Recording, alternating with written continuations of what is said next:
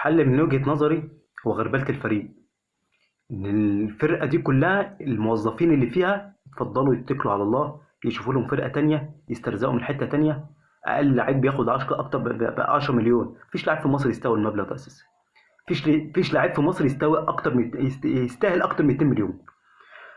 لازم غربلة للفرقة، صفقات على أعلى مستوى، تشوف المدرب عايز إيه، الصفقات اللي هو عايزها. جو السماسرة والكلام ده كله عاف عليه الزمن. غير منظومتك، غير انت نادي الاهلي، غير منظومتك. يبقى عندك فريق سكاوتنج يشوف لك اللعيبه، يجيب لك سي في باللعيبه اللي انت عايزها. شغل السمسار ده انسوه بقى. المصالح اللي انتوا بتعملوها دي انسوها بقى. دي بالنسبه لدي.